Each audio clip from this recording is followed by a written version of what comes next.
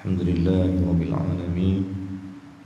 Assalatu wassalamu ala Rasulillah wa ala alihi wa sahbihi ajma'in. Subhanaka la ilma lana illa ma 'allamtana innaka antal alimul hakim. Rabbi shrah li sadri wa yassir li amri wahlul 'uqdatam min lisani yafqahu qawli. Allahumma salli ala sayyidina Muhammad. Allahumma salli ala sayyidina Muhammad. Allahumma salli ala sayyidina Muhammad wa ala alihi wa sahbihi ajma'in. Amma ba'd. Alhamdulillah, syukur pada Allah Subhanahu wa taala dapat semula bersama-sama dalam majlis ilmu, majlis untuk kita belajar sesuatu yang kita tak tahu, ataupun majlis yang nak peringat kita atas apa yang kita tahu, ataupun majlis yang nak menghimpunkan kita bersama dengan orang-orang yang salihin. Adapun majlis ini juga majlis yang boleh mengampunkan dosa kita sekalian, ataupun majlis ini majlis yang nak tinggikan darjat kita pada Allah Subhanahu wa taala. Semua itu ada dalam, terhimpun dia dalam majlis ilmu ini. Syukurlah kita pada Allah Subhanahu wa taala, di atas petunjuk, di atas kehendak Allah, kita dijadikan oleh Allah berada selalu dalam majlis ilmu, juga dikenali sebagai majlis ahli syurga. Sekurang-kurangnya nama kita ni dah dimasukkan oleh Allah dalam golongan ahli syurganya. Alhamdulillah. Baik tuan-tuan dan puan sekalian, malam ni kita sambung semula perbincangan kita. Kalau ikut asai, kita baca kitab tentang hal-hal kiamat, beriman dengan hari kiamat. Tapi kerana penting juga benda ni, diminta oleh Tuan Imam kita yang saya kasihi, minta untuk kita peringat balik tentang soal salat ini. Kita nak tengok balik perkara yang menjadi kepentingan. Apa hukum solat? Mengapa kalau tinggal solat jadi apa? Kita faham dosa dan sebagainya. Dan apa dosa-dosa meninggalkan solat ini? Maknanya kalau dah PM abang kata PKP kita sehadi ya. Abang ada kena Penang ni kena masuk 6 negeri yang PKP petang ni abang kena 6. Penang masuk dalam negeri 6 negeri yang kena PKP. Ramai hadiah pasal tak boleh pergi. Mana tak boleh pergi, duduk di rumah. Itu khabar yang menyebabkan kita tak seronok. Tapi tuan-tuan dan sekalian, bila Allah habaq tentang orang tak solat, apa kena hukum?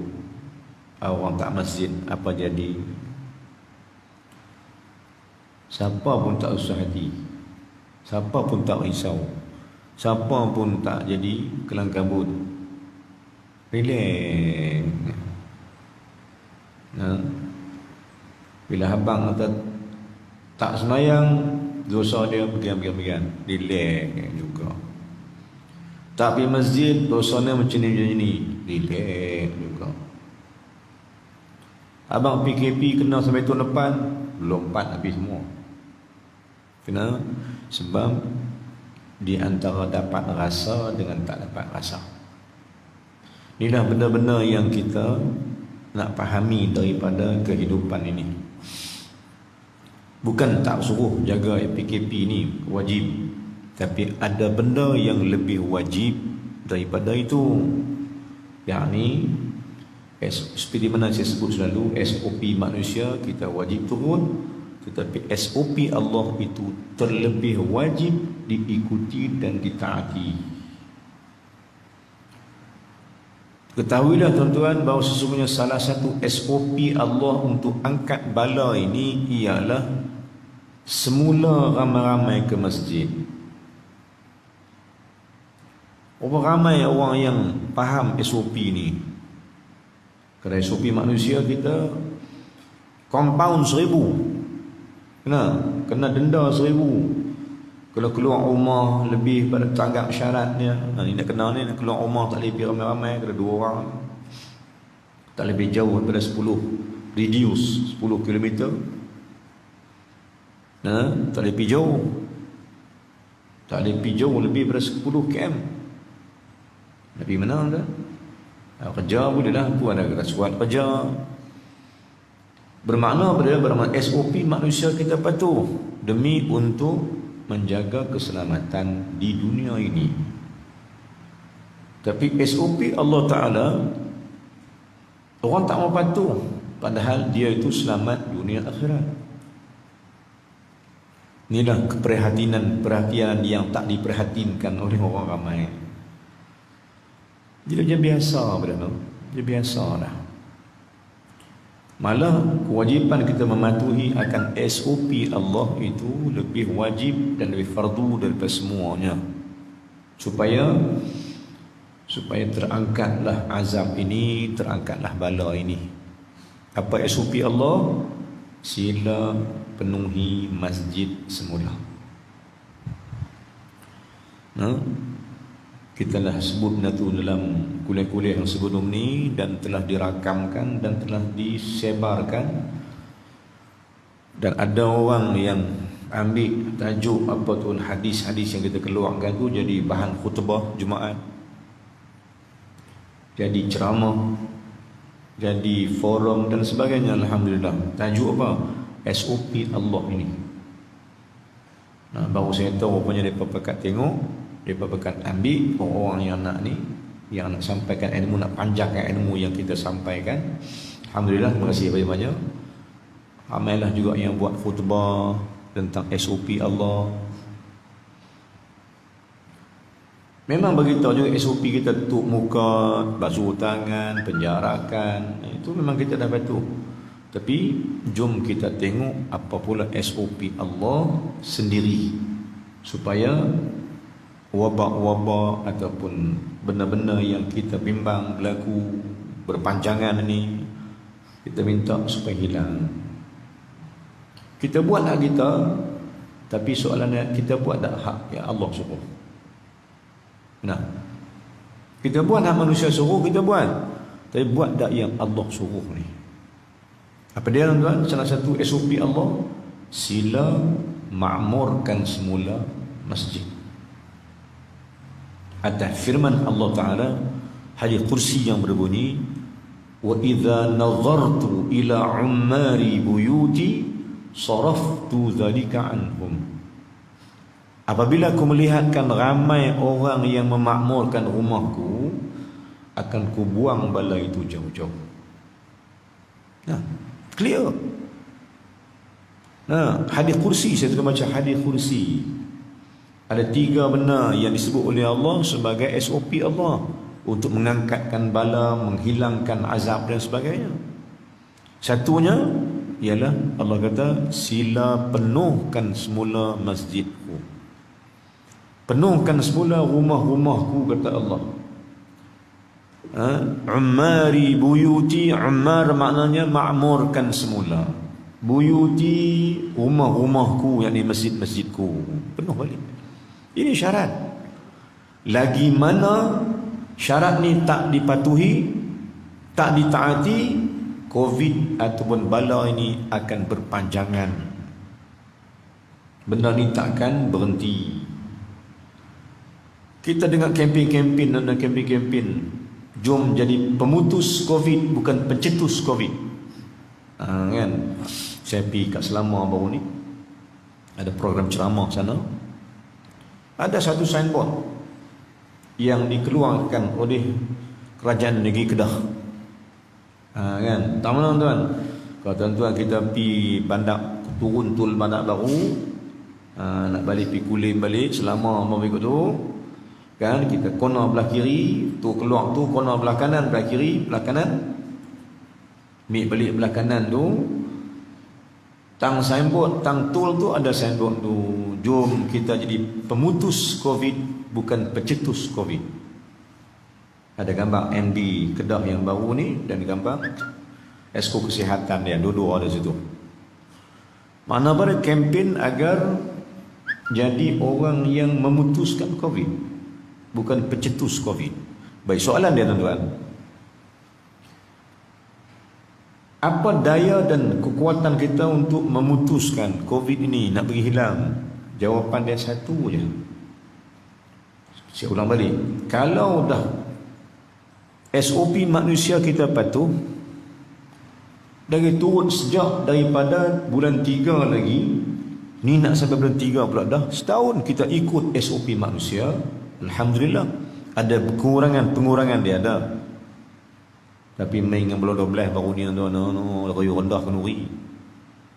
Rayu rendah kenuri lah. Walaupun 500 orang yang dibenarkan oleh pihak polis kita, 500 juga, tapi tak jadi juga. Macam kita buat dah. Maknanya SOP manusia kita dah patuh, ada penurunan, tapi hilang tak juga.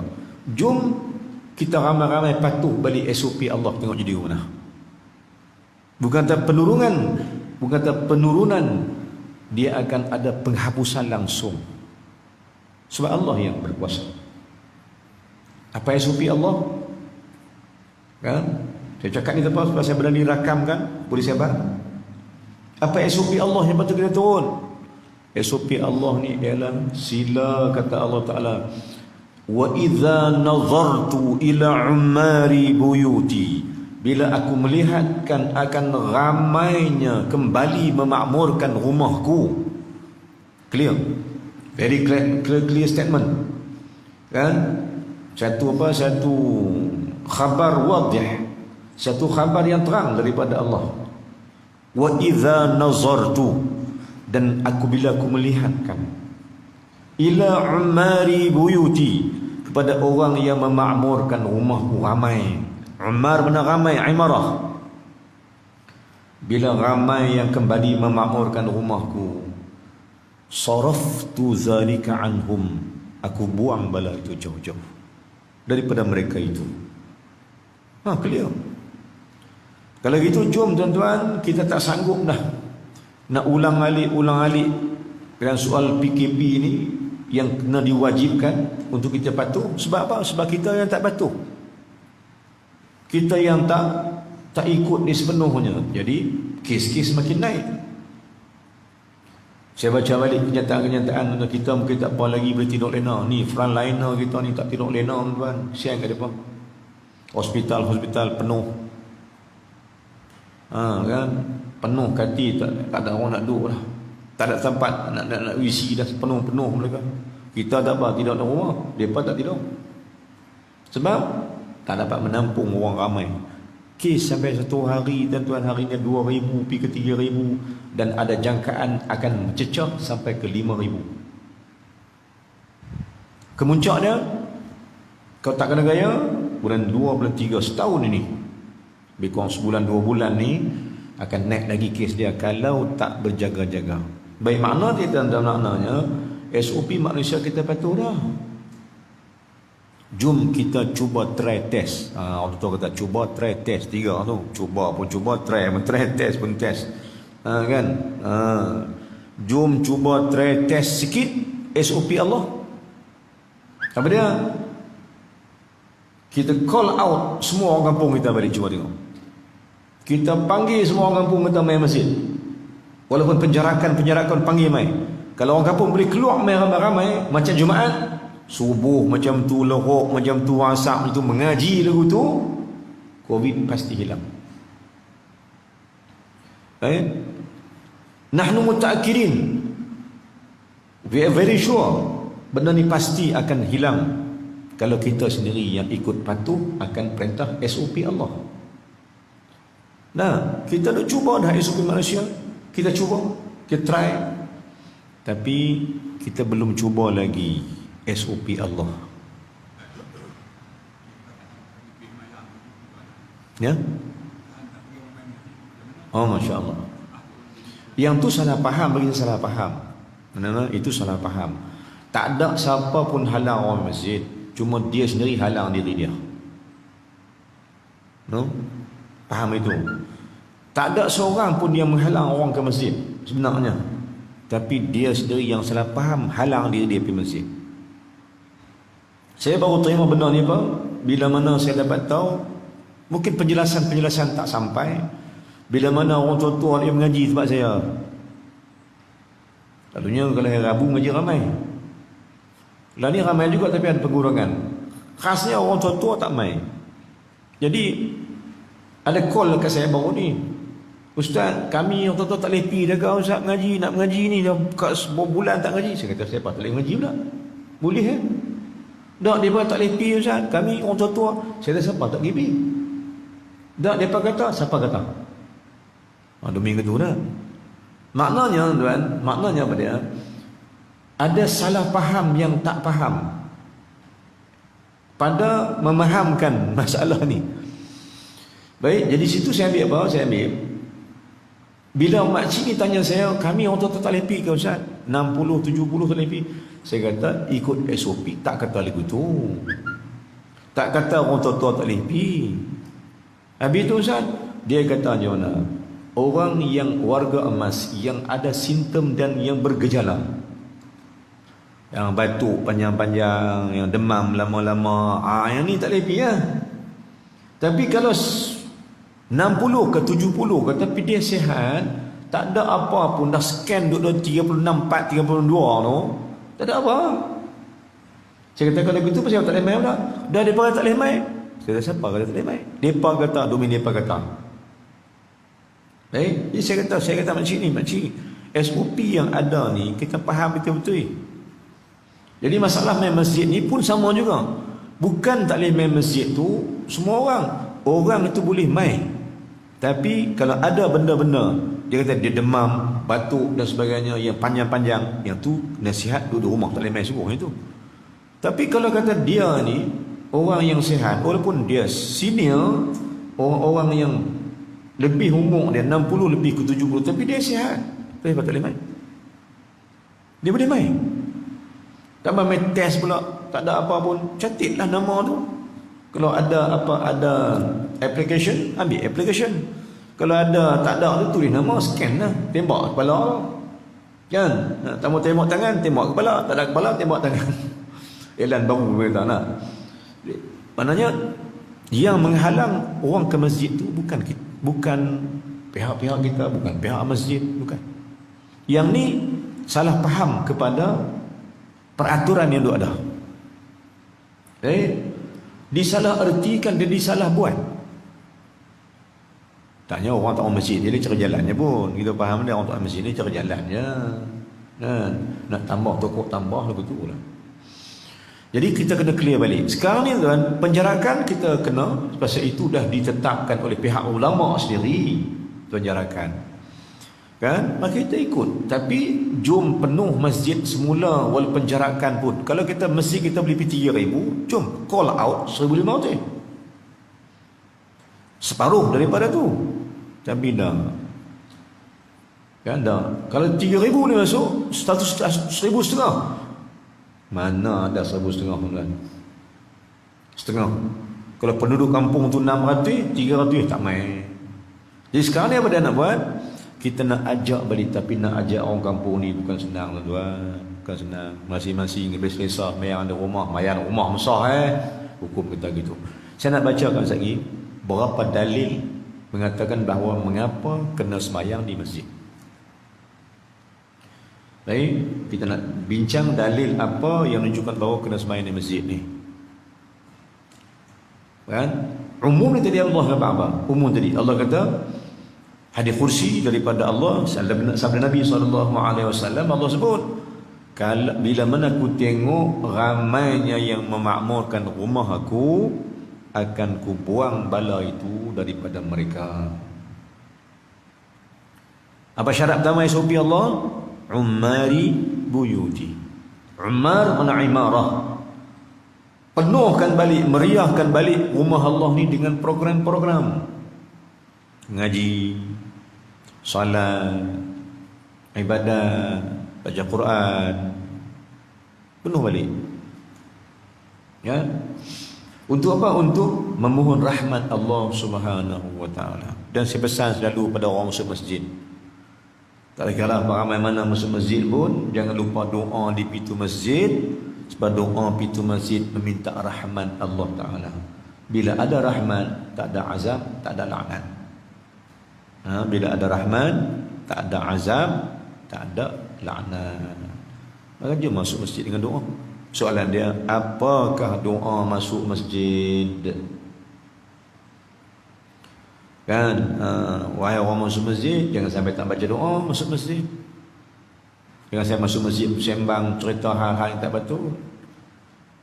Maka di pintu masjid kita nak baca dah. Baca, minta, bukan baca doa, minta doa supaya Allah beri kita rahmatnya.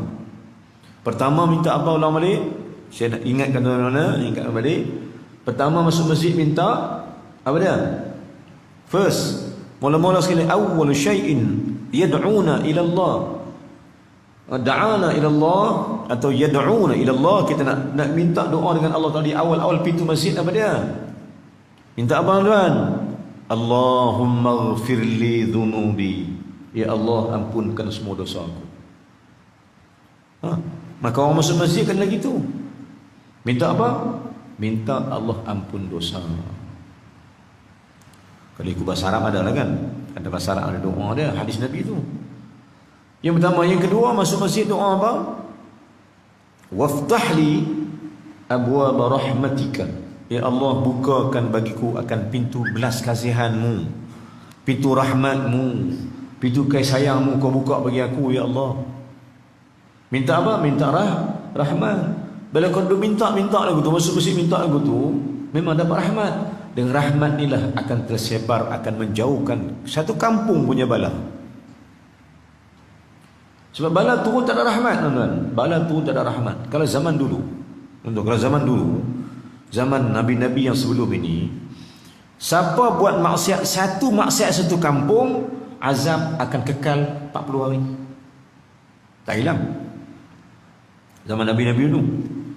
Mencuri atau minum arak. Seorang minum arak dalam kampung tu, contohnya di zaman Nabi dulu, kan?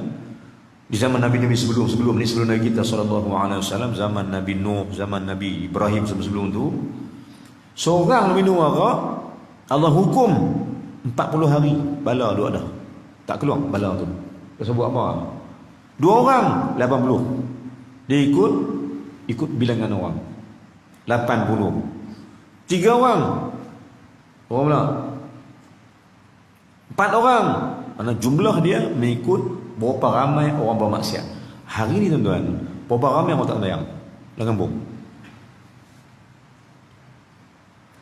Kalau seorang 40 hari 2 orang. Inilah antara sebab Covid tak habis tahun. Tak boleh pergi. Sebab ramai sangat yang bermaksiat, yang melawan kehendak Allah, ramai sangat Inilah sebab-sebab dia. Saya ulang balik mengapa kita ini tak dapat juga. Bukan kita tak dapat, kita tak berjaya, tapi tak dijayakan oleh Allah disebabkan kita sendiri tak patuh akan SOP Allah. Itu saja.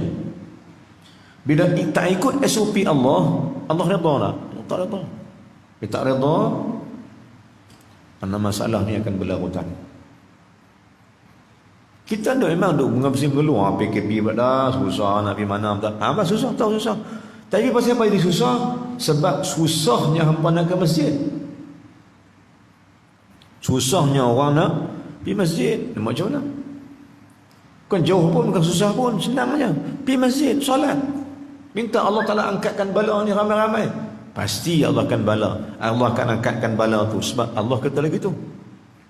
Allah pesan apa pula? Tuan-tuan, ayat 195, 94 pada surah Ali Imran ke 175, ayat bawah sekali. Innallaha la yukhliful mi'ad. Ayat bawah sini muka 175. Kan? Surah Ali Imran. Muka sebelah kanan 75 ayat bawah sekali. Innallaha la yukhliful mi'ad.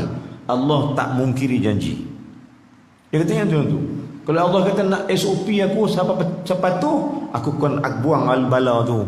Allah kata pasti aku buat sebab janji aku tak mungkir. Tapi tak mau ikut.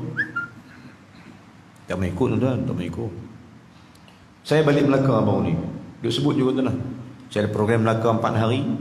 Baru ni Melaka green area. Kan? Melaka ni antara masuk negeri hijau. Tak ada kes. Ada satu kes pun, 1-2 kesnya. Saya program di sana. Walaupun di tempat lain ada. Selangor masih PKP. Melaka undang kita buat daurah kitab di sana, di Durian Tunggal. Habis program, dia bawa saya makan malam. Makan malam. Dia bawa lah panitia program bawa kita pergi di satu kawasan makan ikan bakar toknya di Umbai, Melaka. Bila pergi sana tuan tu dia memanglah kawasan luar, tempat makan pun luar, orang punya ramai, penjarakan tak ada. Daripada saya balik mai, daripada tak ada green area, daripada kosong kawasan yang hijau dah, lari naik jadi merah balik. Sebab apa? Sebab tak ikut SOP manusia. Apatah lagi tak ikut SOP Allah Ta'ala satu Malaysia ni. Masjid tak penuh, kuliah tak mau pergi. Itu nak dapat rahmat kat mana? Masing-masing merungut lah, nak buat bila nak habis ni, bila nak habis ni, bila nak habis. Nak habis ke mana kan? Kalau bunyinya keadaan nak. Jadi penjarakan silakan, tak ada masalah. Cuma kita nak, kalau boleh kita nak sedapkan orang kampung kita semua sekali, bukan kampung ni saja, semua orang Malaysia ni sila penuhkan masjid semula.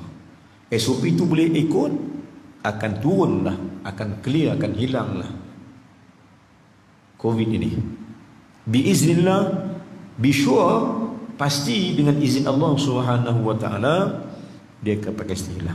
Sebab Allah sendiri akan buat. Baik, kita baca kitab insya-Allah dalil kepada wajibnya solat ini.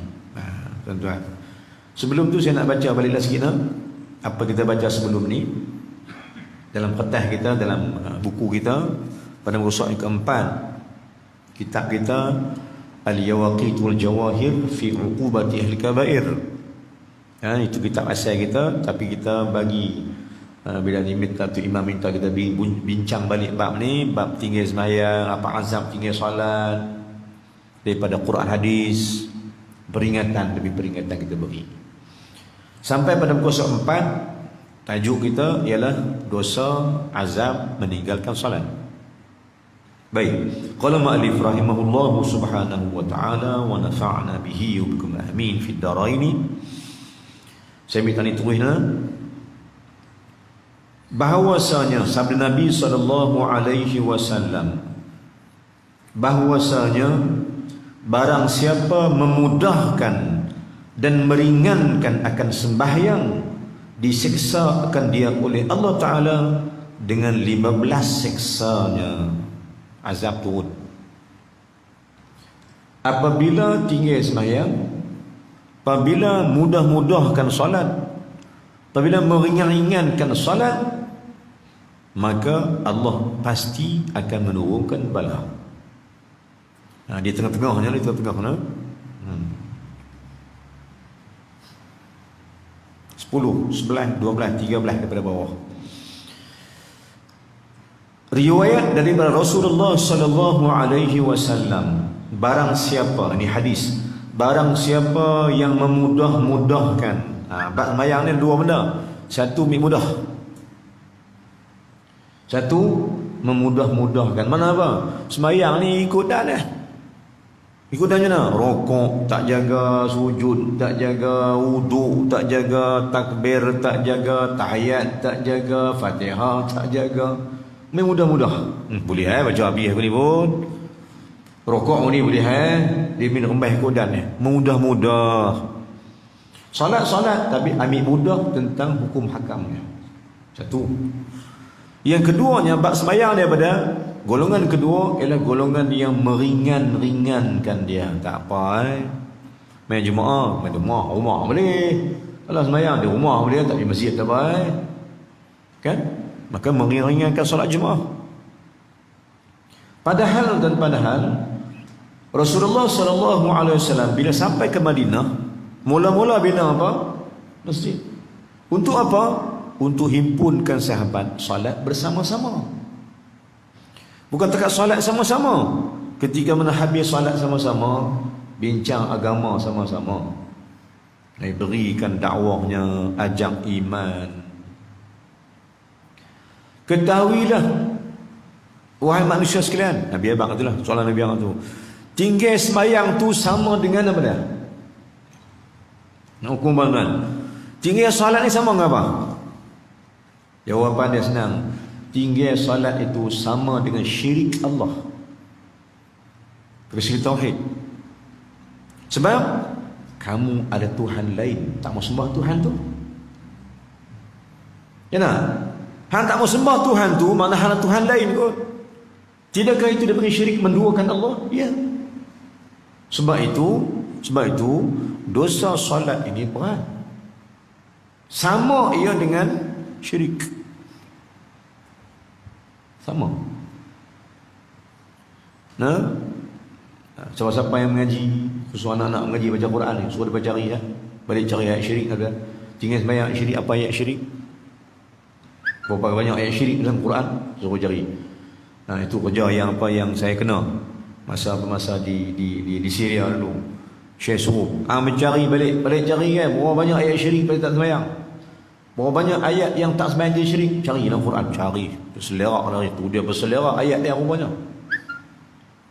Dari antara research yang kita kena buat untuk dalil yakin kepada amalan salat ini wajib dan fardu.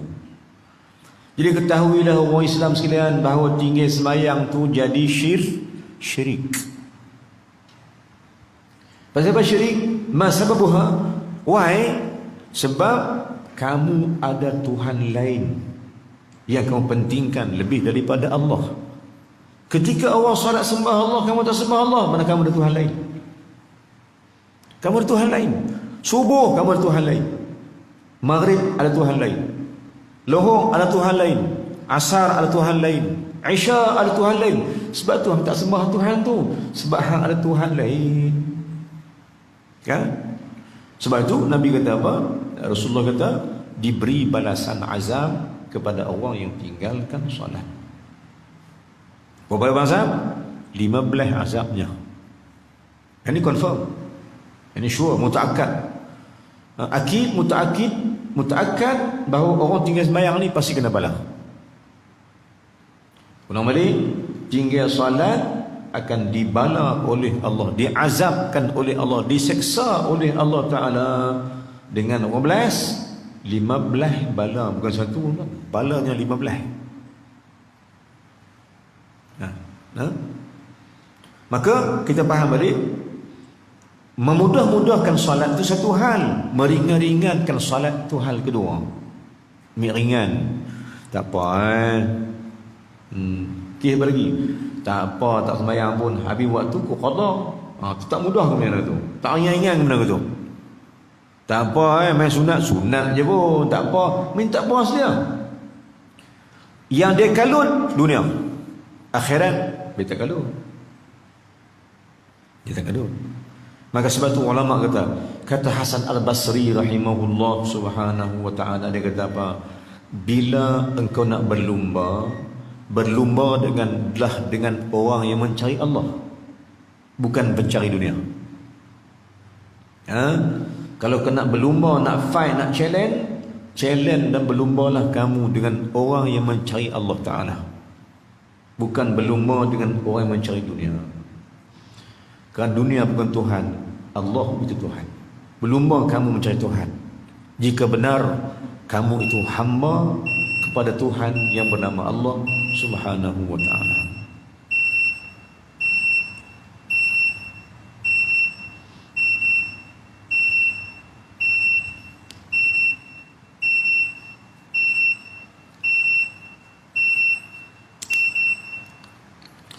Itu kata Hasan Al-Basri rahimahullah subhanahu wa ta'ala. Itu kata Hasan Basri. Dia kata apa? Dia kata, jika engkau melihat orang berlumba dengan soal dunia, kau berlumbalah orang dengan soal akhirat. Bila kau tengok orang berlumba pada soal dunia, berlumbalah kamu mencari redha Allah subhanahu wa ta'ala. Bila orang berlumba cari redha manusia, kamu pulun cari redha Allah. Bila orang pulun pasal dunia, kamu pulun pasal akhirat. Bila orang pulun cari Tuhan lain, kamu carilah Tuhan yang bernama Allah subhanahu wa ta'ala. Ini kata Hasan Al-Basri rahimahullah subhanahu wa ta'ala. Jom pulun tuan. Maka selama kita pulun ke mana? Kita pulun kon menanya ke akhirat lah. Apa hadis Nabi kata? Siapa pulun akhirat, rezekinya dijamin Allah. Siapa pulun hal akhirat, siapa mengaji kerana Allah, rezekinya Allah jamin. Ya. Siapa berkehendak ilmu, man aradal ilma, siapa berkehendakkan ilmu, takaffalallahu rizqahu, Allah pasti menjamin rezekinya. Hadis Nabi SAW. Don't worry, jangan bimbang. Cari akhirat, carilah Allah, nanti Allah kirim rezeki, sebab rezeki daripada Allah. Contohnya, salat itu memberi redha Allah. Salat bagi redha, dapat redha Allah beri rezeki. Apa dalil? Simple. Dalil mudahnya ayat ketiga surah Al-Baqarah. Siapa pulun semayang, pulun cari redha Allah, Allah berikan rezeki daripada Allah. Apa dalilnya? Dalil kata salat dapat redha. Sekarang salat bukan cari rezeki, tuan-tuan. Bukan salat dapat rezeki, bukan. Salat itu mencapai redha. Siapa dapat redha Allah, Allah permudahkan rezekinya. Dalilnya ialah ayat ketiga surah Al-Baqarah. Senang. Apa dia? Ayat ketiga surah Al-Baqarah. Allazina yu'minuna bil ghaibi wa yuqimuna as-salah. Betul? Wa yuqimuna as-salah. Betul? Wa mimma razaqnahum yunfiqun. Salat, rezeki. Clear. Bila hampa tak salat, mana main rezeki? Jenuh cari gitu. Sebab Allah kata wa mimma razaqnahum, rezeki itu kami yang bagi ke hamba daripada dia. Rezeki daripada Allah. Bila rezeki daripada Allah, tapi cari Allah, dia dapat rezeki bah. Jadi jom cari Allah. Cari apa? Maksud cari Allah, cari redha-Nya, pasti dia berikan rezeki itu. Tapi syarat dia dapat rezeki kena buat apa? Simpan. Bakhil. Berdekun. Ke apa nak buat? Dapat rezeki apa? Nak dapat rezeki berkat, rezeki yang bertambah-tambah apa dia? Wa mimma razaqnahum yunfiqun. Apa dia yunfiq? Belanja, nafaqah kan. Salat dapat rezeki, belanja. Salat dapat rezeki, belanja. Insya-Allah. Itulah termasuk orang yang beriman, bertakwa, yang Allah cintai. Syarat gitu. Baik tuan-tuan sekalian. Saya baca sikit lagi, saya baca lagi insya-Allah. Baik. Maka Nabi kata, barang siapa yang memudahkan dan meringankan akan sembahyang, diseksa akan dia oleh Allah. Mana Allah akan seksa dia dengan 15 seksanya. Apa dia tuan-tuan? Kata Nabi SAW, seksa yang 15 itu dibahagi dengan beberapa tempat. Pertama, Nabi kata 6 seksanya dalam dunia. Sure. Di dunia ni kena 6 seksa. Masa hidup kena 6 seksa. Seksa ni apa dah? Seksa ni benda yang berat, yang tak menyeronokkan, benda yang tak melapangkan kita. Seksa.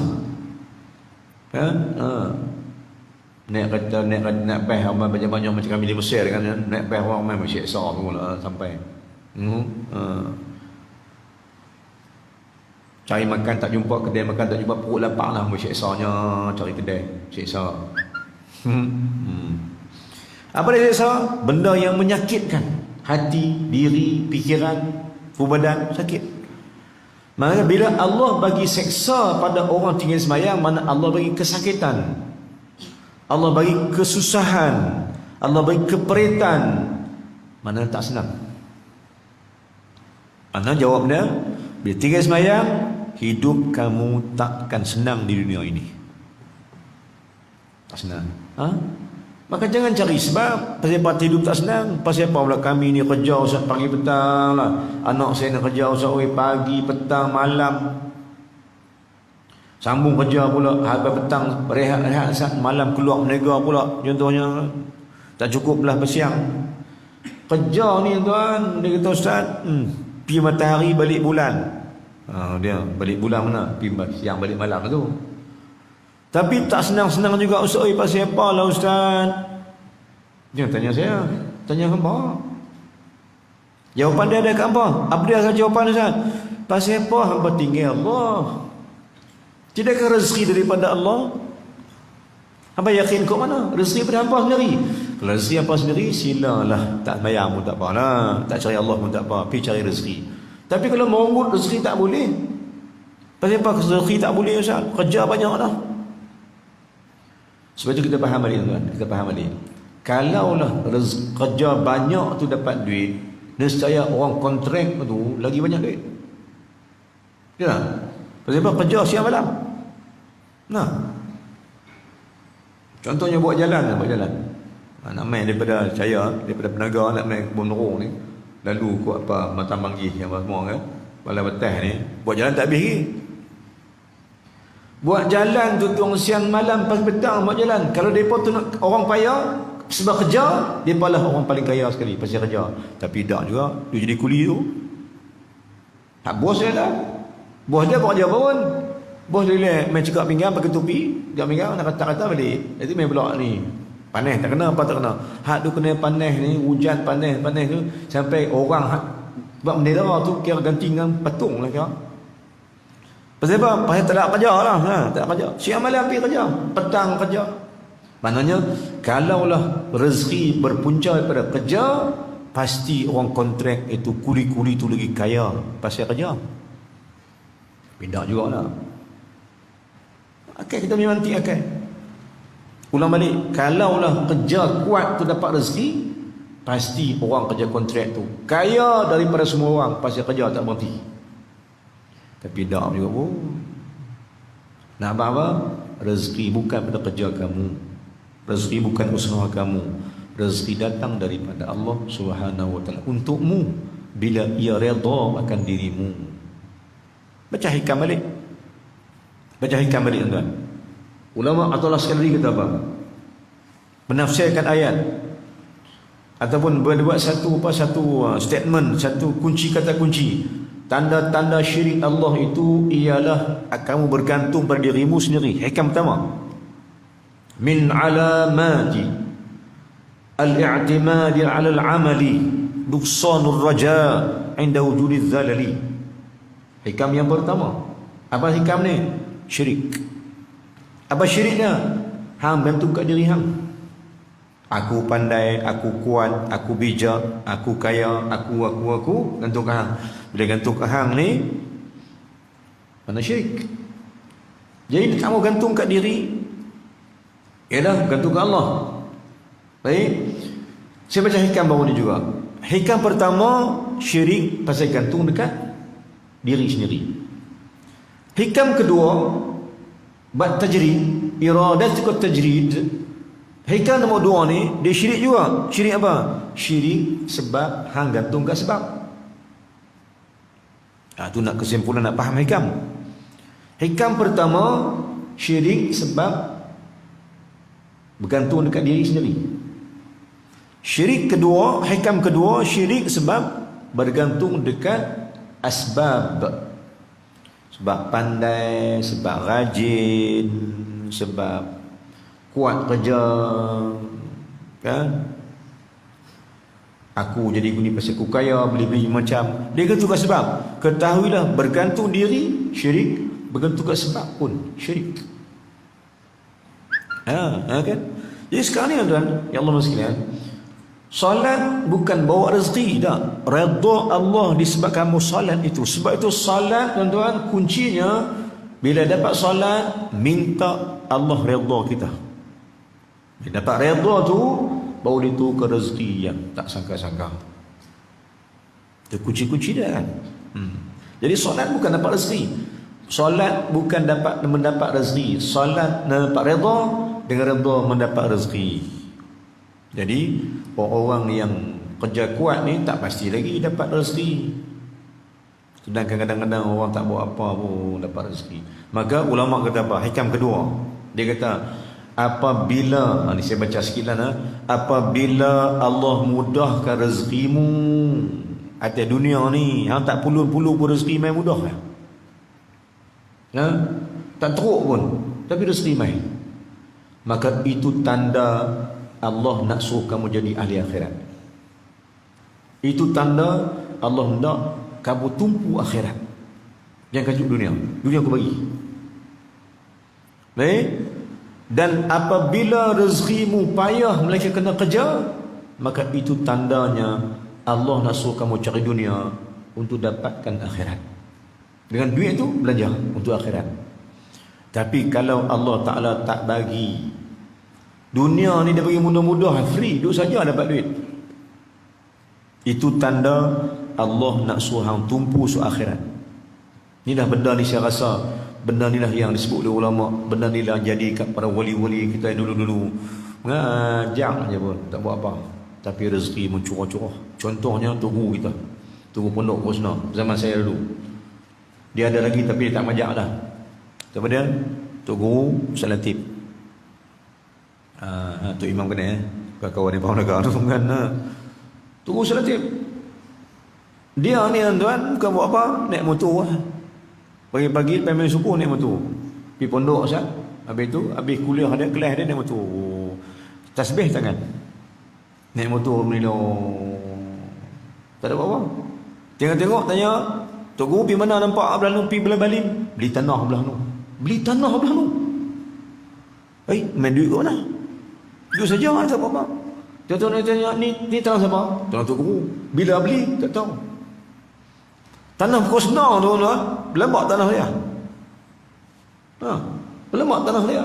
Main ke mana? Duduk saja lepas subuh, wirid. Lepas tu keluar mengajar sikit, balik rumah, lepas tu jadi lohok main-main masjid. Itu je. Rupanya baru saya faham, orang-orang yang Allah bagi rezeki mudah ni, Allah nak suruh dia sebat agama. Hari ni saya faham. Sebab yang tu, sebahagian yang tu kita boleh rasa dah hari ni. Tak buat apa. Maknanya rezeki kita mudah-mudah ya. Minta maaf saya tak minta maaf saya tak.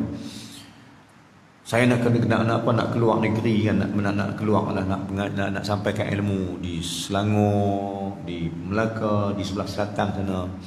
Saya tak nak terfikir, tak kata nak boleh pakai welfare. Tak pernah fikir lah.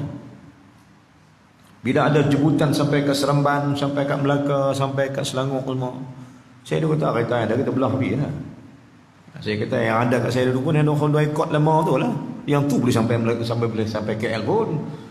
Saya tak nak fikir, tak pernah fikir kata nak dapat welfare. Tak pernah fikir.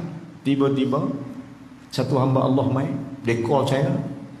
Saya tak kenal dia kenal kita. Dia kata, Ustaz, nama saya sekian betul. Dia habaq kenal nama dia lah. Dia dosa saya sekian tempat. Dia kata, Ustaz, saya dapat tahu kata Ustaz nak ulang alik ke selatan apa semua ni. Jadi saya besar hati nak ambil share pahala dengan Ustaz. Nak buat apa?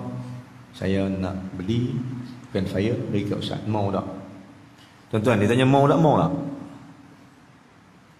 Ni saya tanya tuan, mau tak welfare? Mau tak? Orang nak bagi, mau tak? Hampa lebih dulu pada aku. Mau lah. Saya pun mau kan. Pasal apa? Mudah urusan. Saya kata, iya ke? Dia kata, betul Ustaz. Ustaz nak mana? Saya baik muka ke? Saya baik bulan? Bulan ke Ustaz? Saya kata, aku nak share dia tu. Dia kata, saya boleh buat semua. Saya boleh bayar muka, beli seketul ke Ustaz saya boleh buat. Tapi saya tanya Ustaz dulu, Ustaz nak macam mana? Saya tak apalah, kita share sama-sama lah. Macam mana? Saya pun nak bayar juga. Sebab saya pun naik pahala juga. Lah ni, tak apa. Lah ni, saya bayar bulan. Saya kata kat dia, bayar bulan. Tuan bayar muka sudah. Dia pun tak setuju. Lepas minggu, 2 minggu, Auto City juru telefon saya. Nama encik, nama sekian, minta mai ke Auto City. Ya, sebab apa?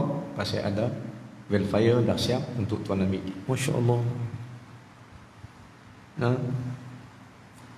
Dia apa ni color dan yang diminta oleh orang sekian ni untuk tuan, untuk color white, but we do have white. Dia kata kami tak ada putih.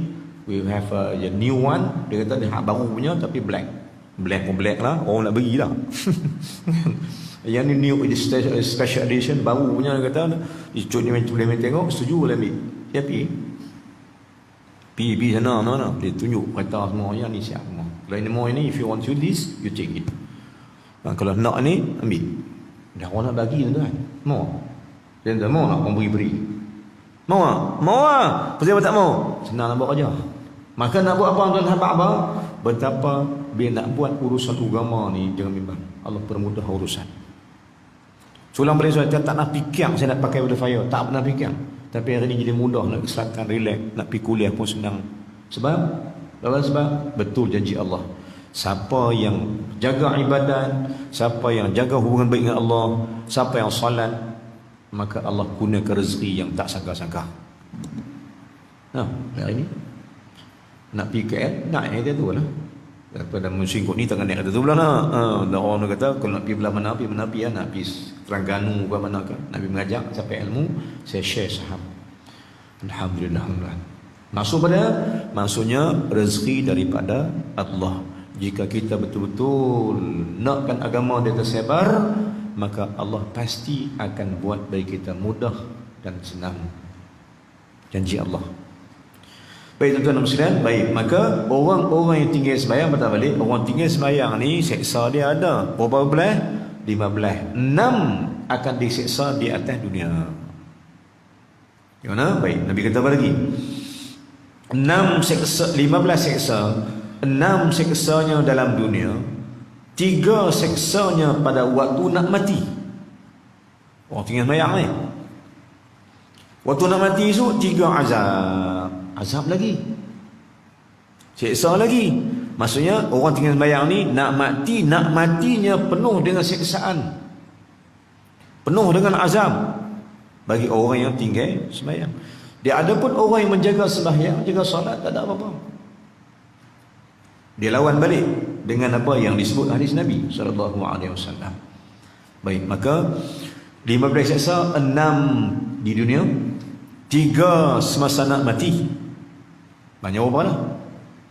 9. Lagi, Nabi kata lagi 3 waktu nak matinya, dan lagi 3 seksanya waktu ia berada dalam kuburnya.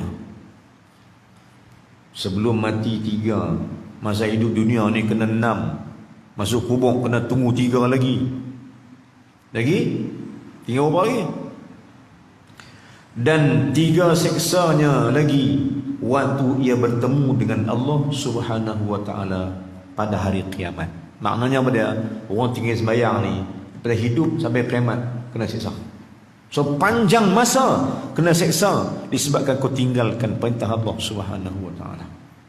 Daripada waktu dunia ni sampai kiamat, di pada mahsyar sampai jumpa Allah, kamu akan diseksa sepanjang-panjang masa. Kerana kamu tak berikan masamu untuk Allah Subhanahu wa taala. Wal'ayazubillah. Yang ni kena habaqkan anak cucu kita lah tuan-tuan. Kena habaqkan anak cucu kita, jangan mudah-mudah sembahyang jangan. Ni mai sembahyang ni lah, ya Allah. Main mudah-mudah, tak ada sebab-sebab apa pun tinggal. Tak ada sebab musafir, tak ada sebab sakit, tak ada sebab tinggal. Alasan dia apa? Alasan tinggal sembahyang? Tak ada alasan tuan. Nabi kata dah, man taraka jihadan Barang siapa yang tinggal ia jihadan dengan saja tinggal dia sebab engkar, kafir. Siapa tinggal dia dengan malas, munafik. Oh, itu munafik belakang kan. Siapa tinggal dia sebab malas, malas sembahyang, munafik. Tinggal dia kata apa siapa? Mana kena sembahyang, kafir. Kalau siapa dia kata tak sembahyang, tak sembahyang tu wajib atas dia, sembahyang tu tak jadi kisah, tak perlu. Dia kata tak perlu sembahyang. Mana dalil? Kalau itu diengkar akan perintah Allah, hukum dia kafir ia. Maka tinggal sembahyang sebab malas, jadi munafik. Tinggal sembahyang sebab sengaja, bantah, kafir. Hukum siapa? Hukum kamu. Kita tak hukum orang. Kita hukum orang. Kita hukum atas orang tu sendiri. Khabar kebenaran ni ke anak-anak faham sendiri. Solang balik. Kalau di rumah kita ni mak ayah sembahyang, anak tak sembahyang, jadi guna. Ya guna. Kalau pula anak sembahyang, mak ayah tak sembahyang pula, jadi guna. Bermakna bercampur di antara kafir dengan Islam. Satu rumah, hak sembahyang lebih kata Islam, hak tak sembahyang jadi kafir, jadi munafik. Maka dalam rumah kita ni bab sembahyang pecah tiga. Islam ada, kafir ada, munafik pun ada. Tinggal serumah. Makan minum sekali. Allahu akbar. Jadi macam apa? Kita dah gaduh menjadi macam Indonesia. Semua ada. Satu rumah, Hindu ada, Kristian ada, Buddha ada, Islam ada. Kita gaduh lepas. Rupanya kita menjadi juga. Bila tinggal sembahyang ni. Ketahuilah tinggal sembahyang pecah tiga dalam rumah kita. Hak sembahyang Islam, hak yang bantah tak mau sembahyang kafir, yang malas jadi munafik. 3 geng duduk dalam rumah. Boleh duduk rumah sekali, boleh makan sekali, boleh minum sekali. Hak beratnya suami isteri, seorang sembahyang, boleh tidur sekali. Allahu akbar. Atas hukum. Maka sebab itu tuan-tuan, tolong beratkan bab solat itu. Dan Allah berkata, siapa yang meringankan sembahyang tu kafir, tapi siapa yang berat nak sembahyang, orang ni adalah orang yang tak takut Allah. Ayat 45 Surah Al-Baqarah. Kau surat apa? Kau surat 2 bukan surat 9, 10. Nah, belah kanan yang surat. Firman Allah muka 14 kita, surah 14. Firman Allah Taala, "Wasta'inu bis-sabri was-salah wa innaha lakabiratun illa 'alal khashi'in." Salat jadi berat kecuali orang khusyuk. Apa orang khusyuk? Orang yang takut Allah, orang yang rindu Allah, orang yang sayang Allah, orang yang baik dengan Allah. Ya, bersolat. Baik. Jadi apa seksa yang kita boleh tengok apa seksa bahagian pertama? 15 seksa, 6 di kubur, 3 waktu nak mati, 3 dalam kubur, 3 waktu jumpa Allah. Maka sembah seorang sahabat Nabi SAW, apa jua suatu baginya seksa dalam dunia ini. Nabi pun tadi tanya oh sahabat, ya Rasulullah, orang tinggal sembahyang ni seksa dunia tu apa dia? Seksa dunia tu apa dia? Jawab Nabi SAW, yang pertama, orang seksa tinggal sembahyang seksa dunia ni akan dihilangkan oleh Allah akan keberkatan umurnya. Orang tinggal sembahyang di dunia ni, berkat umur tu hilang. Maknanya umur tu panjang tapi tak ada ibadat. Hari-hari habis gitu je, 24 jam habis. Buat apa? Tak tahu buat apa. Habis. Allah buat guna. Umur habis mana? Bangkit tidur pukul 11 pagi baru bangkit. Habis masa ya. Subuh tak bangkit. Umur panjang. Maknanya kalau umur 1 hari itu 24 jam, pukul 11 bangkit, tak bangkit tidur 2 jam dah. Pukul 5 tak bangkit. Kita boleh 6 subuh. 6, 7, 7, 8, 8, 9, 9, 10, 10, 11. 5 jam buang. 5 jam buang buang je. Pasti tak maghrib. Maghrib pukul 11. Subuh tak maghrib. Pukul 11 pun maghrib. 5 jam hang buang. 5 jam buang. Maka berkatan umur ketika itu bukan 24 jam. Kamu seolah hidup pada hari itu 5 jam dah buang dah. Bila orang asap nak sembahyang pula, buang lagi umur. Mana umur kamu seolah-olah kamu hidup di dunia ni. Walaupun panjang 70 tahun pun, seolah kamu hidup sebanyak 7 hari saja kot. Sebab keberkatan umur tu dah hilang. Apa maksud keberkatan umur hilang? Umur tu ada, tapi ibadatnya tak ada. Kalau gitu tengok balik kita buat apa? Tengok mana? Bila berkat umur hilang mana? Bila tak sembahyang pasal Quran, ada masa baca Quran tak baca, ada masa zikir tak baca, ada masa mengaji tak mengaji, ada masa solat tak solat, ada masa buat apa, buat kebajikan tak buat kebajikan. Habis umur itu je. Yang ada habis masa. Betul masuk malam. Pukul 11 bangkit, 12 kenyang mata, makan-makan sikit, maka kenyang pula, ngantuk, tidur pula. Pukul 2 petang. Makin 2 petang ni tengok pukul 3 petang makin kita tak buat pula. Tengok minum petang pula, lepas tu tengok ada bola sepak bola sikit. Masuk maghrib baru nak balik rumah, maghrib. Lepas tu kawan ajak pergi kedai pula, duduk kedai pula. Sampai Isyak, balik rumah mandi, tidur. Pukul berapa nak bangkit? Subuh tak bangkit lah esok. Subuh tak bangkit ke? Atau mari balik Isyak, mandi, kawan ajak jom, Cakotia pula. Tahu nak Sungai Dua, pukul 12 malam lah. Cakotia pula 12 malam, telur ayam dibasuh. Pergi nampak pukul 12 malam sampai 3 pagi sembang balik rumah. Mengantuk, subuh tak jaga, pukul 11 esok bangkit. Habis masa begitu ya. Habis masa, tak ada punca, tak ada berkat, kerana kamu diangkat keberkatan. Umur panjang tapi ibadat tak ada. Tengok kita. Kalau tengok kita balik, ibadat tak kita pada setiap hari. Ada banyak dah ibadat kita buat setiap hari. Ada salat sunat kita buat dah. Ada Quran kita baca dah. Ada kitab kita baca kitab dah. Ada mak boleh tolong dah. Ini semua benda bermanfaat. Baik, maka kata ulama, tanda-tanda kamu itu mendapat keredaan Allah ialah masamu itu ada manfaat. Tanda-tanda engkau mendapat redha Allah ialah masamu itu ada manfaat dia. Tolong mak boleh, tolong ayah boleh, tolong kawan boleh, tolong guru boleh, tolong ustaz boleh, tolong orang kampung boleh belaka. Manfaat umum. Jadi yang pertama sekali, kata Nabi SAW, apabila kamu tinggalkan salat atas dunia ni sisa pertama, umur kamu habis tanpa faedah dan keberkatan. Faedah tak ada, guna tak ada. Maka jadi dia ke bahasa kasar dah, hidup tak ada guna. Kau lalang bagus juga. Lalang ada guna tak? Lalang pun ada guna, apa guna lalang? Akak lalang buat apa? Buat ubat. Bila jadi ubat kan? Ni tak ada guna apa semua ni.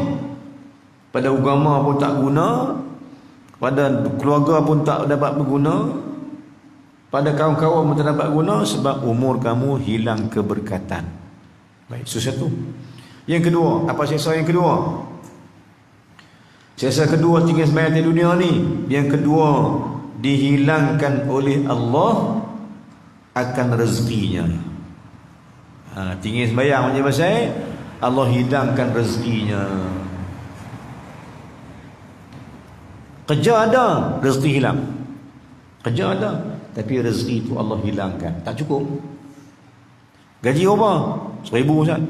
Banyak 1,000. Tak cukup Ustaz. Oi, tak cukup. Berapa cukup? 3,000. Puluh kerja dapat 3,000. Tak cukup juga. Pasal apa? Cukup apa Ustaz? Kereta rosak sedia. Ambil kau. Nak cerita panjang tuan. Nak cerita panjang. Ada seorang kawan saya pondok dulu, bila habis pondok, dia tak habis pondok lah, dia berhenti sebab ikut ayah dia balik Pendang, buat Pendang. Jadi dia orang kaya. Short cerita, Jadi orang kaya, saya jumpa dia dekat di kedai bakar lama tu. Lama lah tak jumpa orang pedut, tak jumpa. Lepas apa mengaji berapa tahun, dia berhenti awal. Lepas tolong ayah dia orang Kedah. Balik kampung tolong ayah dia belah Pendang lah buat ayam, buat Pendang. Kawasan dia belah Pendang Kedah. Balik kampung tolong ayah buat Pendang. Ayah dia kaya, ada Pendang luas, dia ambil alih. Kereta sendiri ada, ayah dia lori sendiri ada, pribadi ni dia pun ambil alih. Balik jaga Pendang. Last saya jumpa dia dekat kedai didikan bakar kat Al-Batih lama tu. Kat baru ni lama. 5-6 tahun lepas saya jumpa dia. Saya tengok dia kok jauh. Dia ni macam aku nak kenal. Dia tengok saya nak kenal, saya tengok dia nak kenal. Lama-lama apa jadi? Sebelum makan ikan, sembang dulu. Tanya dia. Nama saya sekian lah. Dia tanya, Man? Itu aku Man. Hang lah. Dia sebut, ni yang aku. Lama lepas tu salam-salam, peluk-peluk semua. Tanya dia, awak teruk ni, belum teruk ni. Dia kata, aku tahu lah buat bendang. Takkan benda tu. Dia kata, memang aku buat bendang. Dia kata, mainlah aku ambil, kita ambil nasi pingin sembang dulu. Sembang. Apa dia maksudnya tuan? Daripada dia toke padi sampai jadi kuli kepada toke. Dulu dia toke, kuli tu dia jadi kuli. Lari kuli dia toke, dia jadi kuli balik. Dia kerja dengan kuli dia lama. Bawa lori. Dia pun cerita kat saya, betapa dulu ni aku juah sangat, kata dia, bila aku kaya. Aku mula tinggal sembahyang, tahu tak? Sembahyang aku tinggal macam-macam dah. Bila kaya ni, tiba Allah buat apa? Allah buat tak semena-mena. Driver aku bawa trailer padi. Dia contoh main 2 trailer. Ni dia nak mula Junam ni, dia punya perniagaan dia padi ni. 2 trailer berhenti di jalan, driver nak makan nasi, tiba-tiba terbalik pasal tanah runtuh. 2 lori trailer, dua-dua sekali masuk ban. Habis padi 2 trailer lah. Jadi nak kena kampui balik, nak kena lori pun nak kena angkat, padi nak kena ganti orang apa semua, hutang banyak, lama-lama jadi berhutang, down tu.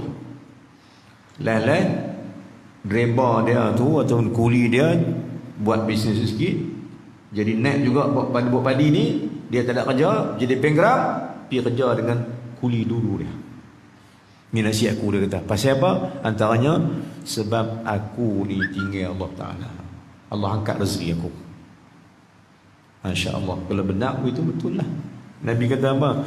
Siapa-siapa yang mempermudahkan meringankan salat, siksa kedua, Allah akan hilangkan rezekinya. Hak yang mengaji, kalau tinggal sembahyang, tak faham-faham apa itu maksud hukum. Sebab Allah angkat rezeki. Yang mengaji kalau tinggal sembahyang, rezeki ilmu tak boleh. Tak faham, ustaz abang lain, faham lain. Tinggal sembahyang. Sama-sama subuh pula tinggal. Lingkup.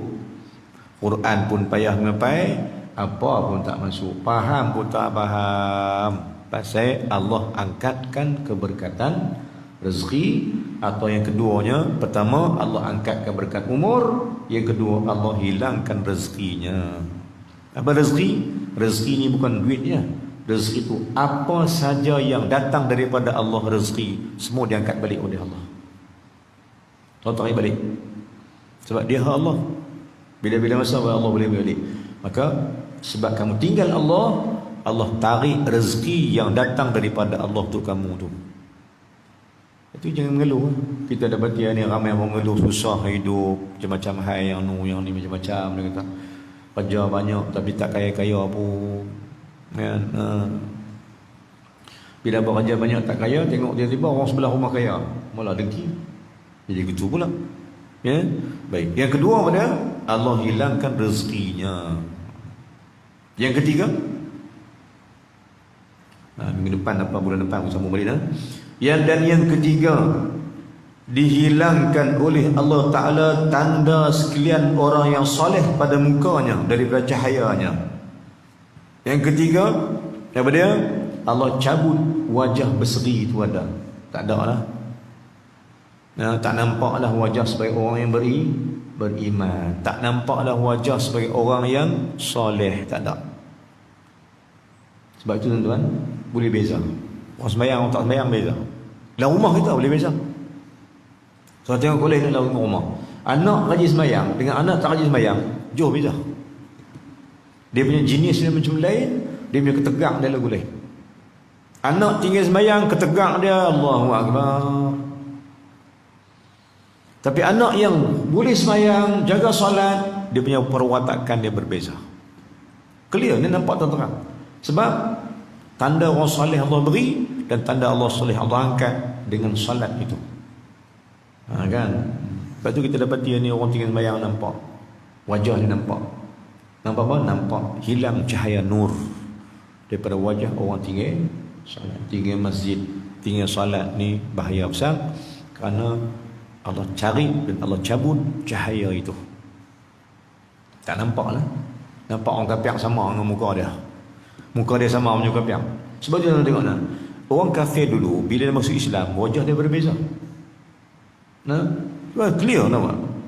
Contohnya, ramai orang yang dulu dia non Muslim. Dia agama Hindu, India agama Hindu, Cina agama Buddha. Bila masuk Islam ni lain. Wajah dia macam lain. Kan? Saya ada satu orang saya duk pergi di sebelah Perak sana. Dia India, tapi dia mak ayah dia tinggal ke orang Islam. Pasal mak ayah susah, tinggal anak dia ke orang Islam. Waktu dia umur 1 tahun 2 tahun. Jadi mak ayah ni belah, orang Islam belah daripada umur 1 tahun 2 tahun sampai masuk Islam. Jadi Islam. Dia tengok orang sembahyang lama-lama dia pun habaq dia bukan Islam. Dia pun ajak dia mengucap, macam dia mengucap umur 10 tahun dia kata. Masuk Islam umur 10 tahun. Tapi hari ni dia jadi profesor dalam satu di University USM.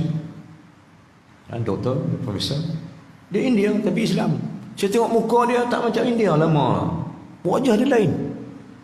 Walaupun dia ada asman mana hitam manis tu, tapi wajah dia Allahu Akbar. Masjid dia tahu masjid. Bahagian apa? Pasal dia profesor, orang bagi pegang dakwah kat dia. Dia ada call saya untuk baru pergi kuliah tempat dia. Tapi dia India, asal dia saya ingat rupanya patut nama dia ada belakang juga ada nama India dia. Rupa-rupanya dia bukan Islam awal tapi Islam umur 10 tahun dibelah. Allah bagi dia. Tapi cerita tuan, wajah dia seri. Cahaya Islam itu ada. Tapi sebaliknya orang Islam yang Allah beri cahaya, tapi bila mana tak solat Allah cabut cahaya. Nampak jelas wajah ni.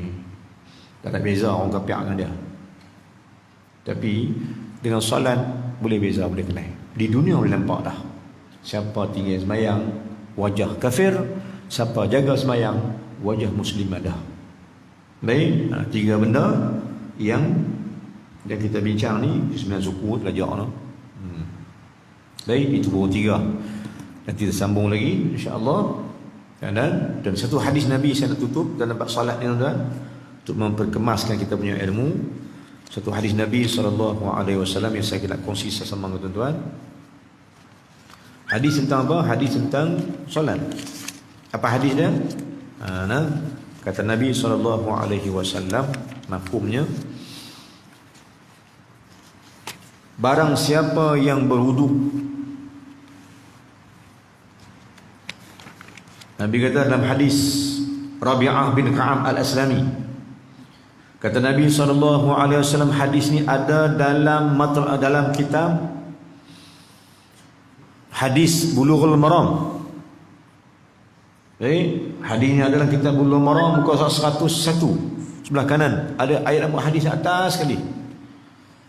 Hadis daripada Rabi'ah bin Aslami, Ka'ab Aslami radhiyallahu anhu tentang bab salat ini. Nabi kata apa? Nabi ceritakan, Rabi'ah Aslami ini cerita bahawa satu malam aku bersama Nabi SAW. Baik. Satu hari kata Rabi'ah Ka'ab Aslami, dia kata satu hari aku bersama Nabi. Aku duduk dengan Nabi SAW. Tiba-tiba masuk waktu sembahyang, Nabi kata ambilkan air wuduku.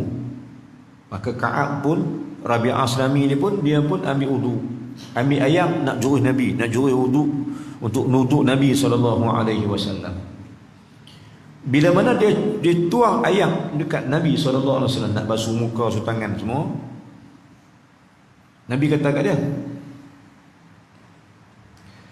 bila dia ambil ayak, sebelum Nabi wuduk, Nabi kata kat dia, ya Ka'ab. Nabi tahu Ka'ab ni ada benda dia kat dia. Maka Nabi kata kat Ka'ab Aslami Rabi'ah ni, Nabi kata dia, hang nak minta apa sebenarnya ni?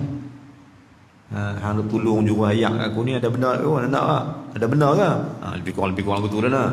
Nabi kata dia, ya Ka'ab Rabi'ah, Ka'ab, mintalah, nak minta apa?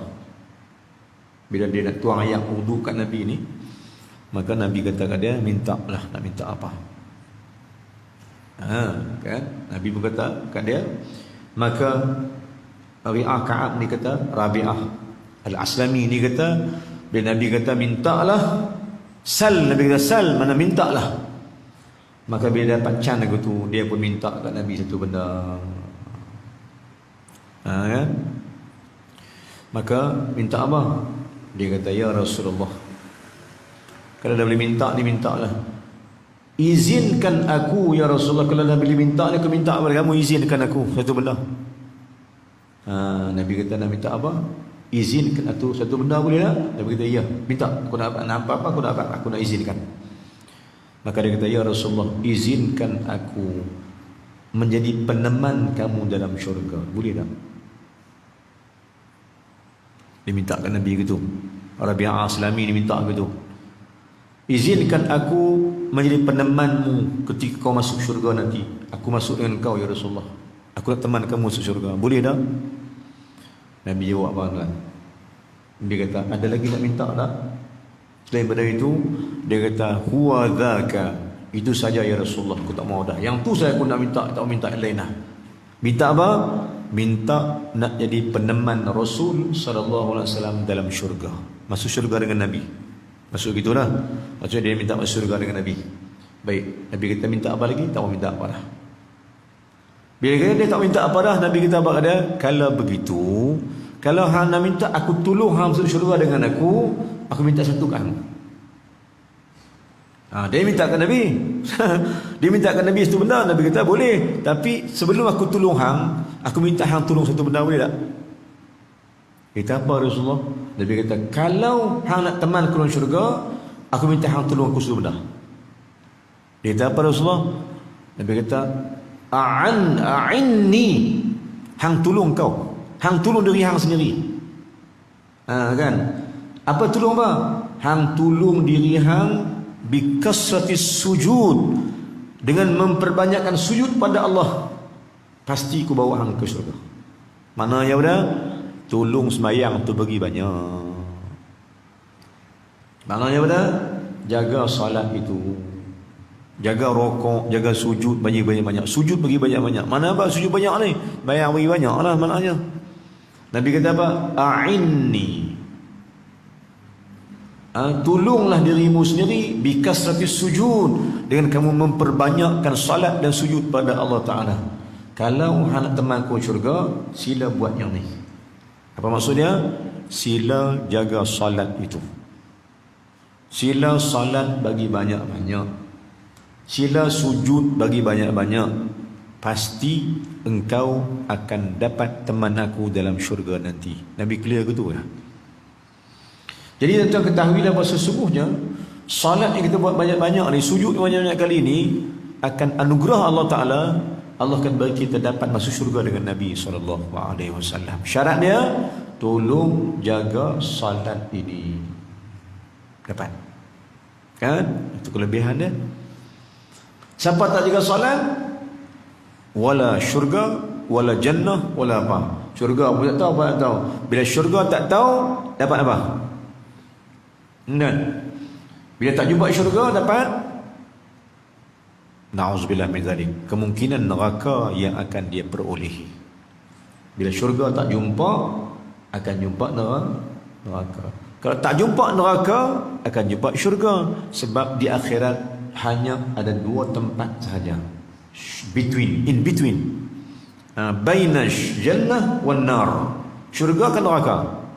Kalau tak jumpa syurga, neraka. Kalau tak jumpa neraka, syurga jawabnya. Duanya. Jadi ketahuilah tuan-tuan, kata Nabi SAW hadis ni, salat itu pembuka akan pintu syurga daripada Allah Subhanahu wa taala. Baik, kita saja malam ini insya-Allah. Kita jumpa lagi pada bulan depan pula sebelum tahun ini. InsyaAllah kita jumpa lagi pada minggu depan atau bulan depan dengan izin Allah. Kita mohon banyak sekalian bahasa.